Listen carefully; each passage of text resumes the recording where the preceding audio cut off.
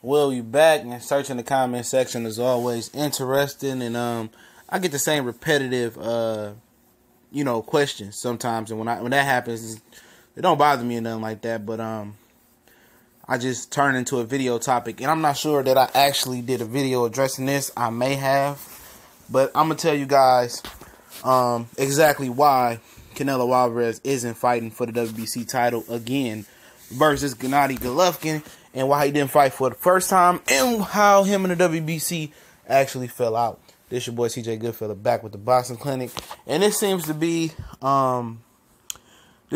something that's been sliding by a lot of boxing pages and big media that's missed this news and been insinuating that Canelo was fighting for the WBC title, and that's because K2 and Golden Boy actually spent it that way. They made it seem that Canelo was fighting for the title, and I'm gonna leave some links in the descriptions so y'all know this trail. But I screenshotted a piece from the link from Boxing Scene, and is this Canelo issued a statement a few weeks ago. This is right before him facing Golovkin in the first fight, and the article link is in the description. Where he made it clear that he would only be going for Golovkin's, IBF and WBO title, which means the WBC and the IBO title would become vacant if Canelo won, because Canelo was at odds with WBC and refused to fight for their belt. He is under no obligation to take part in the 30-day weigh-in or the 7-day weight check. 30-day 7-day weight check. So, so if Triple G, lost the fight, the belts, who cares about the IBO? The WBC would become vacant. So remember that. I thought he would retain it, but it would become vacant. And this is the lowdown real quick, and then we'll go into all the other bull jive. When Canelo was getting sued by All Star Boxing, I believe he just beat Cotto for the WBC title at Super Canelo weight 155 pounds.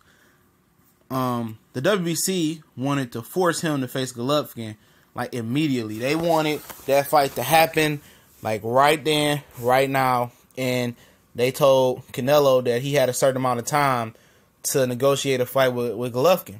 So basically, they were siding with Golovkin to make this fight happen.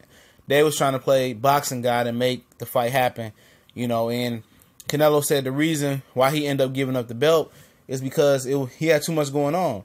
He was getting sued for millions and millions from All Star Boxing, and he just didn't have the energy to negotiate a fight, with Golovkin. Now you would say, what about Golden Boy? Why they couldn't negotiate on his half? Well, actually, Golden Boy was named in the lawsuit as well. So the whole organization was in this lawsuit with All Star Boxing, which All Star Boxing ended up winning. I think they got $15 or $20 million from Canelo or something like that, because Golden Boy stole him from All Star Boxing and started promoting him illegally. And also, All Star Boxing contacted him several times about that, and Golden Boy blew him off. So took him to court, and they got in Canelo pockets. So by them trying to force that fight to happen, Canelo gave the belt up here, man. You know what? Y'all can have the belt. I'm not messing with y'all no more. So that's where the beef started at. Them trying to force the Canelo fight off that situation, and Canelo and Golovkin fight. Canelo was like, you know what? I'm good on y'all. I'm not messing with y'all.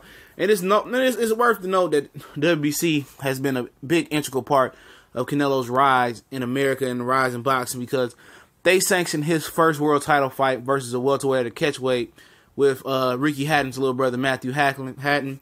They also, sanctioned him, Josito Lopez, I believe, Amir Khan. I mean, the list goes on and on, versus junior welterweights. They sanctioned anything to make sure Canelo Alvarez was okay. And when he didn't make weight, they made sure he kept his belt as well most of the time. So they was there for Canelo, but now it seems like they want Triple G to be their adopted son. They followed him to Mexico when he made a trip to Mexico. Ironically, Canelo made a world tour to the Pope and to Europe, late last year. So basically that's what it is. That's why the beef is happening. And Canelo is not electing to fight for the WBC once again.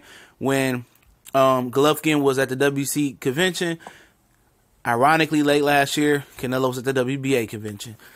So he ain't fighting for the WBC belt. So according to the article, and I think that holds weight, the fact that if Golovkin lose, the belts that's not being fought for, the IBO and the WBC will go vacant. And with the prayers of the boxing gods, since they keep ranking Canelo in the WBC for whatever reason, he don't want to be ranked. Canelo is number 2 behind Jamal Charlo, and we know who number 3 is. It's Danny Jacobs. Number 4 is Hugo Centeno Jr., who Charlo is fighting March 3rd as a co-feature for Deontay Wilder and Luis Ortiz. So, from the prayers from the boxing god, if Eddie Hearn, and HBO wants to let, Danny Jacobs and Jamal Charlo happen, it can happen for that vacant belt if Canelo Alvarez is able to defeat Gennady Golovkin, which would spawn another great all-USA American fight with Danny Jacobs and Jamal Charlo. That's the positive that can come out of this. But, will this relationship ever be mended between Canelo and, WBC? I don't know, because they credit that belt for him and Chavez Jr., which did over 1 million pay-per-view buys. And, man, he declined their little, Cinco de Mayo belt then. So a lot of people weren't paying attention because they kind of sold the fight as the WBC was up for grabs, and Triple G did his weigh-in, the 30 and the 7-day weigh-in, and did all that. But a lot of boxing outlets don't know that. They didn't know that. They didn't read. They didn't do their homework. They believe the facade, and that's why it's very important to read between the lines and follow up on a lot of articles and know what's going on. Because if Golovkin loses this fight, them 2 belts, IBO, who cares about, but the WBC will go vacant. And the next 2 highest contenders that's eligible, which Canelo, I don't know why he's ranked number 1. He don't want to be ranked. Will be Jacobs and the winner of Hugo Centeno Jr. and Jamal Charlo March 3rd.